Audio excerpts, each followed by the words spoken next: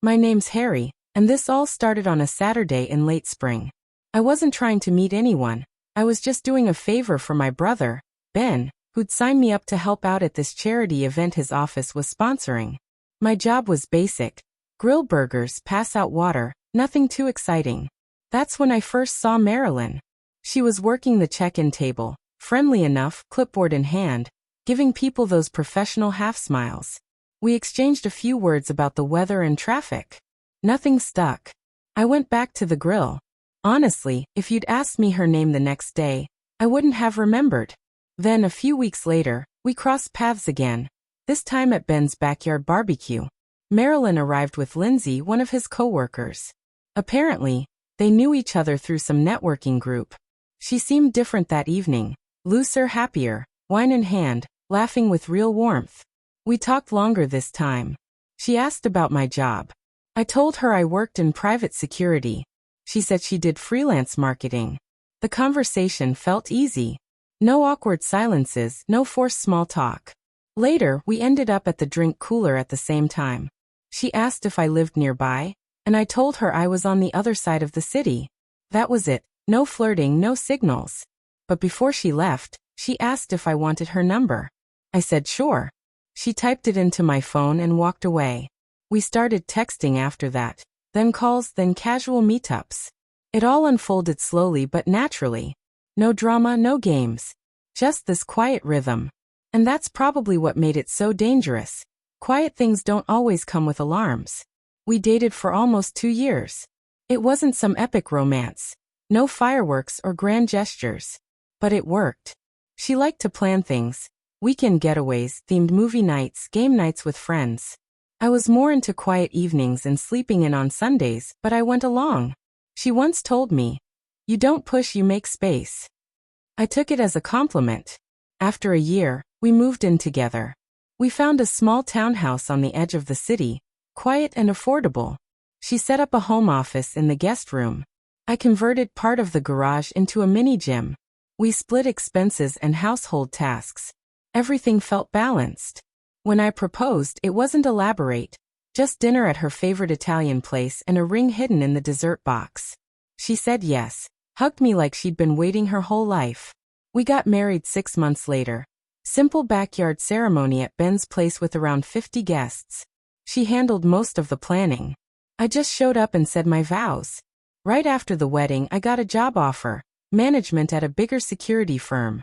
More money, better benefits, but long hours, some night shifts, weekend work, and occasional travel. She told me to go for it. "We'll figure it out," she said. "It's for our future." So I took the job. The first few months were intense. Constant training, client visits, 3 a.m. calls. I told myself it was temporary, just part of the process. Marilyn was busy too, more clients, more deadlines. I'd come home to cold takeout and quiet halls. We'd exchange tired greetings, a quick kiss, then off to bed. It didn't feel romantic, but it felt like teamwork. At least, that's what I thought. Now I see it differently. What we had wasn't falling apart. It had already fallen. We just hadn't noticed the cracks. Distance isn't always about miles. Sometimes, it's the silence between two people in the same room. Little things started changing. I'd come back from a 4-day trip, and she wouldn't ask how it went. I'd mention a stressful client call, and she'd nod without looking up. She stopped cooking, said she was tired. Said she never knew when I'd be home, so why bother? I tried to make adjustments, cut back on travel, came home early when I could. But it didn't matter. She grew short with me over small things. Dishes in the sink. Forgetting oat milk. Her laugh became rare. Her eye rolls didn't. One night I came home from a brutal trip. Delays, missed connections, barely slept. Dropped my bags, collapsed into a chair. "Hey," I said. "Miss me?" Without looking up from her laptop, she replied, "You were gone." I laughed at first, thinking she was joking. But she wasn't. Not even pretending. That night, she faced the wall in bed and asked, "Are you even happy? With this job? With us?" I stared at the ceiling. What kind of question is that? Just seems like you don't want to be here. I sat up. "Marilyn, I'm doing this for us. The job pays for everything, the house, the bills. I thought we were building something. She said nothing. Just pulled the blanket tighter. Things got worse. She started tossing around accusations. First as questions. Ever get tempted out there? Then as statements. You probably prefer being away. And finally outright. You're seeing someone, aren't you? I stood in the kitchen holding a coffee mug, stunned. No, I said. And I shouldn't have to prove that. She rolled her eyes. That's exactly what someone guilty would say. At that moment, I knew the conversation was pointless. Her mind was already made up. She wanted to believe it was new, but that was the first night I didn't sleep next to her. A few weeks later, she mentioned she was heading out of town for the weekend. Rachel invited me to her lake house, Marilyn said, grabbing an overnight bag. Just the girls, no stress, no guys, no work. I nodded. Sounds good. You could use the break. She gave me a quick kiss, light, distant, and was out the door before I even finished my coffee. I didn't suspect anything at the time. Not until that night. Around 10:30, I got a message from Rachel. Something casual. She had a question about a patio heater I'd once recommended. We'd talked about it during a barbecue. I replied, "Hope you all are enjoying the lake." Her response came fast. "What lake? I'm at home." My stomach dropped. I stared at the message for a few seconds, then called her. "Hey," I said, trying to sound normal. "Is Marilyn not with you?" Rachel paused. "No, I haven't seen her in weeks." "Why?" "Probably just a misunderstanding." I muttered, then thanked her and hung up. I didn't lose it. Didn't call Marilyn. Just sat there on the couch, the TV on mute, my heart beating with a strange calm. She walked in around noon the next day. Sunglasses on, latte in hand, smiling like she'd just returned from a yoga retreat. "Hey babe," she said, tossing her keys into the bowl. "It was amazing. You and I should go next time." I waited for her to kick off her shoes before asking, "How's Rachel?" She didn't even blink. Good. Still obsessed with those crime podcasts. Wouldn't stop playing them in the car. I nodded. Funny. She texted me last night. Said she was at home. That stopped her cold. Her hand froze midair like she wasn't sure what to do with it anymore. "You're lying," I said. Not a question. Just the truth. She looked toward the door, then back at me.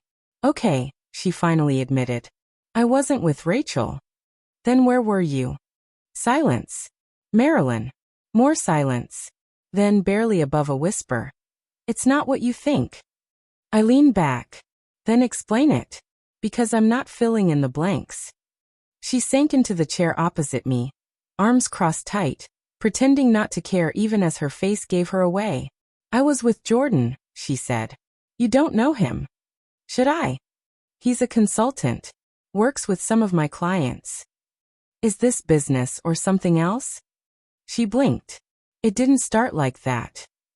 "But it ended like that." Another pause. Then she leaned forward. "You want honesty?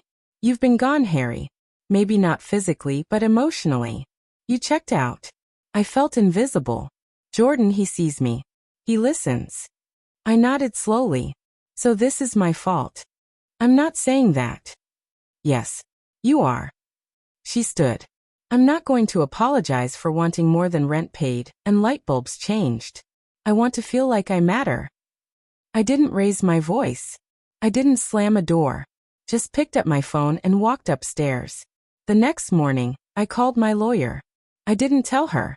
I let the paperwork speak for me. When she read the papers, she didn't cry. She didn't even look surprised. "This what you want?" she asked, arms folded. "No," I said. "It's what you already chose." What followed was a blur. Paperwork, calls, division of property. Every conversation felt like a negotiation. She took the car. I kept the house. She got a portion of the savings. I kept my silence. Whenever we had to talk, she found a way to jab. Jordan and I actually take trips now. Funny how I don't miss walking on eggshells. I deserve someone who doesn't treat love like a checklist. I didn't react. Just nodded, signed, and moved on. You don't argue with someone who already walked away. And Marilyn? She was halfway gone before the ink even dried. The divorce finalized on a Thursday. I signed the last form during my lunch break, went back to the office, and finished out my shift. That night, I sat on the porch with a beer, and the kind of quiet that doesn't ask anything from you. A week later, I got a call from Ben. You sitting down? Just tell me. She got married. Marilyn. To that guy, Jordan. Courthouse thing. Quick ceremony. Someone saw it on Instagram. I didn't curse. Didn't laugh. Just sat there and thought, that's fast. Even for someone trying hard to forget you. I shrugged it off, thanked him, and kept going with my day. 3 weeks later, I ran into them. Home Depot. Lighting aisle. There they were, holding hands like a magazine couple. She saw me first. Her face went pale, then flushed. Jordan, well, let's say he didn't quite match the myth. Shorter, skinnier, patchy beard, looked lost among the power tools. I looked at her, then him, and I couldn't help it. I smiled. Just a little. A real one. Hey, I said. Hope you two are good. Jordan gave an awkward nod. Marilyn forced a grin. Yeah, we're good. She clutched his arm like a lifeline, like I was something from her past she didn't want to confront. All right then, I said. Take care. And I walked away. I didn't smile out of spite. I smiled because I finally saw it clearly. She thought she'd traded up.